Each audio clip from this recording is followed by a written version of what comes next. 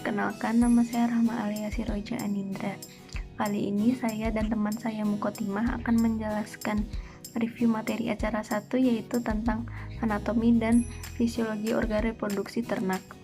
Pada organ reproduksi ruminansia jantan terdapat testis, epididymis, vas deferens, vesicula seminalis, kelenjar prostat, kelenjar Cooper, dan penis yang berfungsi sebagai tempat penyaluran sperma ke organ reproduksi betina dan keluarnya urin.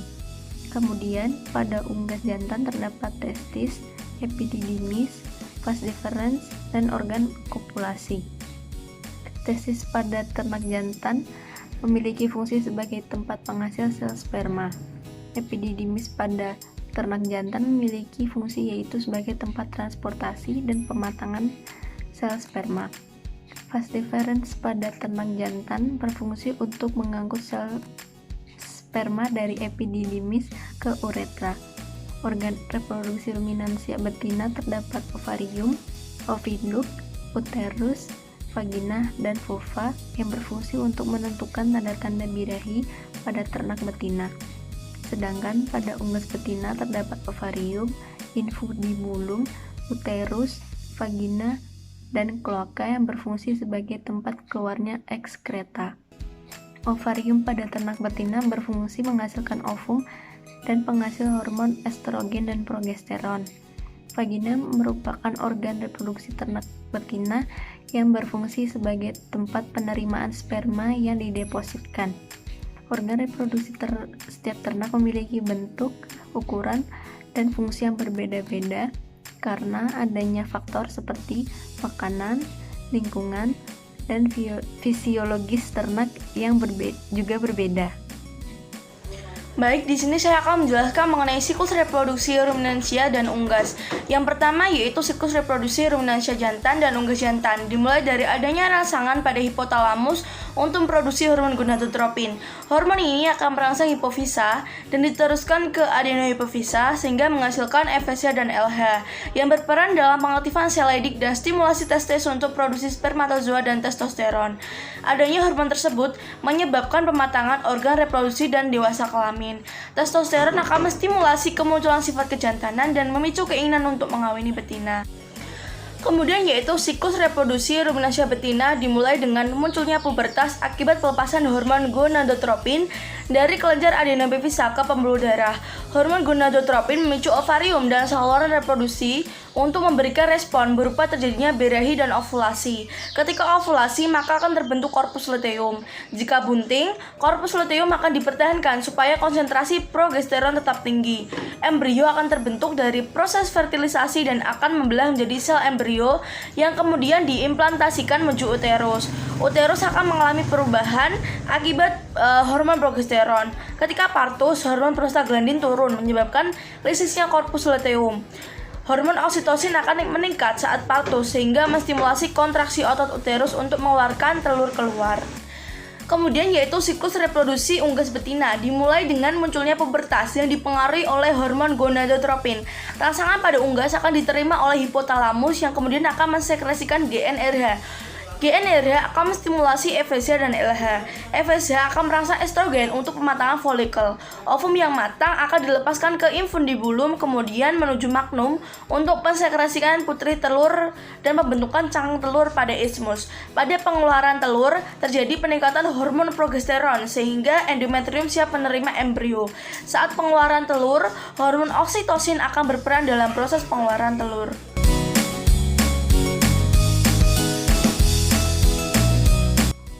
Saya ingin menjelaskan acara 2 tentang gametogenesis dan uji varietas semen. Morfologi sel gamet dapat diberikan menjadi 2, yaitu sel gamet jantan, sperma, dan sel gamet betina, yaitu ovum. Sel gamet jantan terdiri atas 3 bagian, yaitu kepala, ekor, dan mieloplasma. Bagian kepala meliputi akrosom, nukleus, sentriol, dan badan mitokondria. Pada bagian kepala terdapat akrosom yang dibutuhkan saat proses fertilisasi karena dapat membantu sperma untuk menembus ovum. Kemudian bagian nukleus berfungsi untuk memberi materi genetik serta mengatur jalannya aktivitas pada sel sperma. Lalu terdapat sentriol yang berfungsi sebagai penghubung antar kepala dengan badan sel sperma. Pada bagian badan terdapat mitokondria yang berbentuk spiral dan berfungsi sebagai respirasi sel dan menghasilkan energi. Ekor sperma berfungsi sebagai alat gerak sperma. Membran plasma berfungsi untuk melindungi seluruh bagian luar sperma. Morfologi Sel gamet betina ovum meliputi corona radiata, zona pellucida, membran vitelline, sitoplasma, dan nukleus. Corona radiata merupakan lapisan terluar dari oosit yang terdiri atas stem granulosa, berfungsi sebagai tempat transportasi nutrisi sel oosit. Kemudian terdapat zona pellucida yang terdiri atas 3 lapisan, yaitu zona pellucida 1, 2, dan 3 yang memiliki perannya masing-masing. Lalu membran vitelline berfungsi sebagai blokade sperma agar sperma yang masuk tidak lebih dari 1.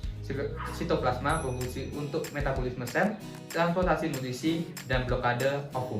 Nukleus berfungsi sebagai pembawa materi genetik dan informasi yang diperlukan untuk keturunan individu baru.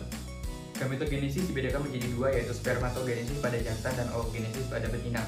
Spermatogenesis merupakan pembentukan dan pemasakan spermatozoa yang terjadi di tubulus sementiferus. Pembentukan spermatogenesis diawali dengan tahapan spermatogenium yang memiliki kromosom bersifat diploid, kemudian akan mengalami fase mitosis, kemudian akan berubah menjadi spermatosit primer yang memiliki kromosom diploid, kemudian akan membelah dan memasuki fase meiosis 1. Pada tahapan ini spermatosit primer akan berubah menjadi spermatosit sekunder, kemudian kromosom berubah menjadi haploid, kemudian membelah lagi mengalami fase meiosis 2, terjadi spermatid yang juga memiliki kromosom bersifat haploid, kemudian spermatid akan berdiferensiasi menjadi sperma yang sesungguhnya. Lalu pada oogenesis merupakan proses pembentukan sel telur di dalam ovarium. Diawali dengan oogenium yang bersifat diploid, kemudian akan mengalami pembelahan secara mitosis menjadi oosit primer. Lalu oosit primer akan mengalami pembelahan secara meiosis dan akan menghasilkan oosit sekunder yang bersifat haploid. Selanjutnya oosit sekunder akan mengalami pembelahan melalui fase meiosis 2 membentuk ootit. Kemudian ootit akan diferensiasi membentuk sel telur atau ovum, lalu badan polar itu akan lisis. Pada uji kualitas semen dibedakan menjadi 2, yaitu uji makroskopis dan uji mikroskopis. Uji makroskopis merupakan pengujian yang dapat diamati secara langsung dengan mata telanjang tanpa alat bantu lain. Mekanisme proses uji kualitas makroskopis meliputi uji warna, bau, volume, pH, dan konsistensi. Uji mikroskopis merupakan uji kualitas semen yang tidak dapat diamati secara langsung dengan mata telanjang melainkan perlu menggunakan alat bantu lain. Uji mikroskopis kualitas semen terdiri dari pengujian motilitas, mortalitas, abnormalitas, dan konsentrasi.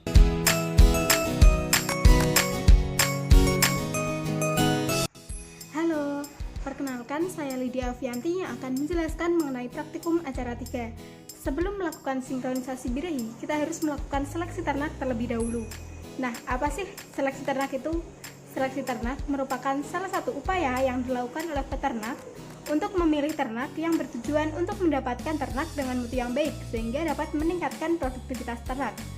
Seleksi ternak dapat dilakukan dengan memilih ternak yang bersifat unggul. Nah, kriteria kambing pejantan yang unggul yaitu sehat dan tidak cacat fisik, kemudian mempunyai kaki yang kokoh dan kuat yang berfungsi untuk mounting, muka gagah, punggung lurus, dada dalam dan lebar, testis normal dan simetris, kemudian juga memiliki libido yang normal dan memiliki BCS minimal 3. Kemudian untuk kriteria kambing betina yang unggul yaitu memiliki vulva yang panjang dan lebar, muka feminim dan mata cerah, kemudian memiliki bentuk ambing yang simetris, memiliki BCS minimal 3 sebagai indikasi ternak ternutrisi dengan baik, kemudian sudah berumur 1 tahun atau lebih. Seleksi pada ternak ayam jantan yang unggul dapat dilihat dari sifat kualitatif dan kuantitatifnya. Adapun sifat kualitatif dapat dilihat dari fisiknya seperti tubuh yang berukuran lebih besar, kemudian sehat dan tidak pernah terkena penyakit, kemudian juga punggungnya tidak bengkok, bentuk ekor agak naik ke atas, bulu mengkilap, singgarnya lempek atau celipir, dan memiliki warna merah. Sedangkan untuk sifat kuantitatifnya dapat dilihat dari pertumbuhannya yang cepat, kemudian memiliki FCR yang rendah dan mortalitas yang rendah. Kemudian ayam betina yang unggul memiliki ciri-ciri sehat dan tidak cacat karena cacat tubuh biasanya akan menghambat kemampuan bertelur dan mengeram sehingga produktivitasnya tidak akan optimal. Selain itu memiliki bentuk tubuh proporsional berupa badan cukup besar dan lebar yang berkisar antara 1,6 kg sampai 2,6 kg, kemudian memiliki sifat mengeram yang baik, memiliki karakteristik jinak, memiliki daya tahan tubuh yang baik terhadap lingkungan, kemudian juga memiliki nafsu makan baik dan telah mencapai dewasa kelamin. Sinkronisasi birahi merupakan cara pengendalian siklus birahi pada ternak betina agar proses birahi dapat terjadi secara serentak pada sekelompok ternak betina. Keuntungan dari sinkronisasi birahi yaitu waktu bunting dan melahirkan dapat ditentukan secara bersamaan, kemudian juga dapat menentukan waktu yang tepat untuk inseminasi buatan sehingga tingkat keberhasilan dari inseminasi buatan itu akan meningkat. Sinkronisasi birahi terdiri dari dua macam, yaitu sinkronisasi birahi dipercepat dan sinkronisasi birahi diperlambat. Untuk sinkronisasi birahi dipercepat, biasanya itu menggunakan hormon PGF2-alfa, di mana hormon PGF2-alfa berfungsi untuk meliliskan korpus luteum. Korpus luteum sendiri itu berfungsi sebagai penghasil hormon progesteron, sehingga ketika korpus luteum itu lisis, maka progesteron akan turun dan hormon estrogen akan meningkat, sehingga menyebabkan ternak birahi. Nah, kelemahan dari sinkronisasi menggunakan PGF2-alfa yaitu ketika terdapat ketidaktelitian dalam proses sinkronisasi, maka dapat menyebabkan abortus pada ternak yang sedang bunting.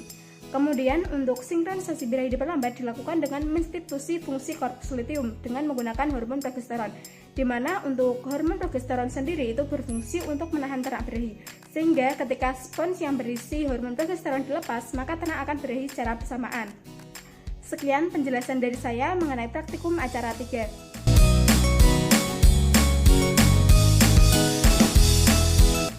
Selanjutnya, saya Gia Geiska Purnamasiwi akan mereview materi pada acara 4, yaitu mengenai penampungan semen dan pembuatan semen beku.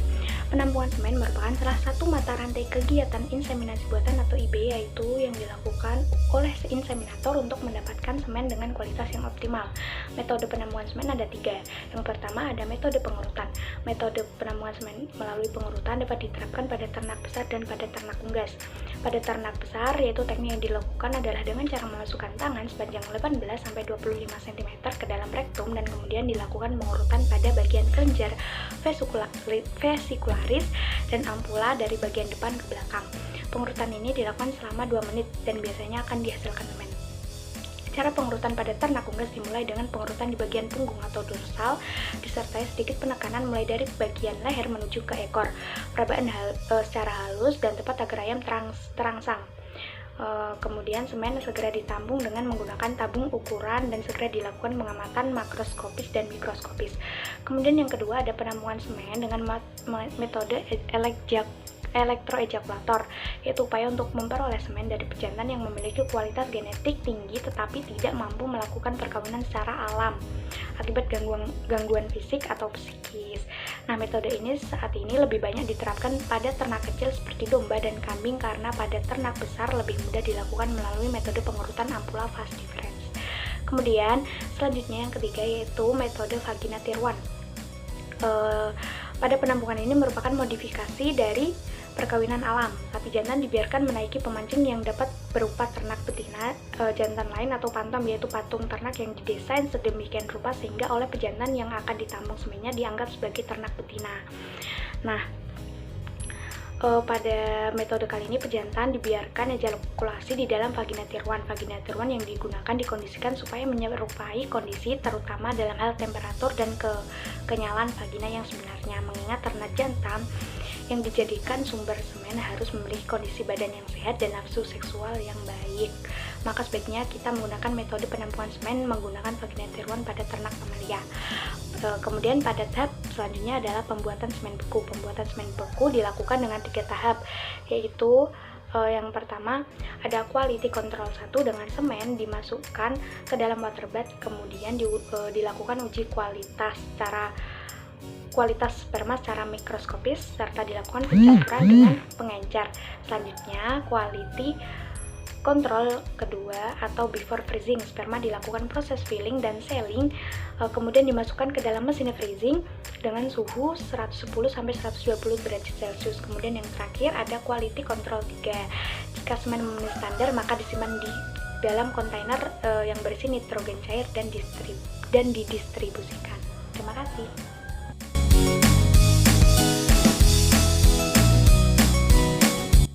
Perkenalkan, nama saya Ferry Novianto. Di sini saya akan menjelaskan mengenai acara 5 tentang inseminasi buatan dan deteksi kebuntingan ternak. Materi yang pertama adalah perkawinan alami. Perkawinan alami merupakan perkawinan yang dilakukan tanpa bantuan manusia, melainkan oleh pejantan pemancing yang telah diseleksi untuk mengawini ternak betina yang sedang birahi dengan cara menaiki betina tersebut. Keuntungan dari perkawinan alami yaitu peternak tidak perlu memeriksa gejala birahi satu persatu, cukup mengandalkan tingkah lakunya saja. Selain itu, sistem kawin alami tidak membutuhkan pengeluaran biaya yang besar dan membutuhkan banyak tenaga kerja. Kelemahan dari perkawinan alami diantaranya adalah hanya dapat dilakukan jika ternak jantan dan betina bertemu. tanggal perkawinan kurang dapat diprediksi, dan secara umum tingkat kebuntingannya rendah. Selanjutnya, materi kedua ada inseminasi buatan. Inseminasi buatan adalah proses memasukkan semen beku yang telah dicairkan yang berasal dari ternak unggul ke dalam saluran alat reproduksi betina, sehingga mampu meningkatkan mutu genetik hewan ternak dalam waktu singkat dan menghasilkan anakan berkualitas dalam jumlah banyak menggunakan bantuan manusia dan alat khusus yang disebut insemination gun. Kelebihan dari inseminasi buatan adalah sangat mempertinggi pejantan-pejantan unggul. Daya guna seekor pejantan yang secara genetik unggul dapat dimanfaatkan semaksimal mungkin dan penggunaan inseminasi buatan sangat menghemat biaya. Kekurangan dari inseminasi buatan adalah kemungkinan besar menjadi alat penyebar abnormalitas genetik seperti pada sapi, diantaranya sitik ovari, konfirmasi tubuh yang buruk pada kaki-kakinya, dan kekurangan libido. Selanjutnya, materi ketiga ada deteksi birahi. Deteksi birahi adalah keadaan di mana ternak betina mau menerima pejantan untuk melakukan perkawinan. Fungsi deteksi birahi adalah mengetahui gejala-gejala birahi pada ternak sehingga mempermudah proses perkawinan. Ciri-ciri ternak dalam keadaan birahi yaitu ternak nampak gelisah, sering mengeluarkan suara yang spesifik, dan vulva bengkak agak kemerahan, serta vagina keluar cairan putih agak pekat. Selanjutnya, materi keempat ada indikator keberhasilan perkawinan. Yang pertama ada conception rate. Conception rate merupakan ukuran terbaik dalam penilaian keberhasilan inseminasi yang dapat dicapai dari perhitungan jumlah sapi betina bunding pada inseminasi buatan yang dilakukan pertama. Kemudian ada non-return rate. Non-return rate adalah persentase hewan yang tidak menunjukkan birahi kembali atau bila tidak ada permintaan inseminasi lebih lanjut dalam waktu 28-35 hari atau 60-90 hari. Kemudian ada service per conception. Service per conception adalah jumlah perkawinan atau inseminasi hingga diperoleh kebuntingan. Materi kelima ada deteksi kebuntingan. Tujuan dari deteksi kebuntingan adalah menentukan keadaan suatu ternak bunting atau tidak. Metode deteksi kebuntingan dibagi menjadi 3, yaitu diagnostik, palpasi puting, dan palpasi rektal. Diagnostik merupakan metode deteksi kebuntingan yang dilakukan dengan prinsip kerja mengidentifikasi ion fenol dalam urin. Kemudian palpasi puting merupakan metode deteksi kebuntingan dengan mengetahui cairan yang ada pada puting.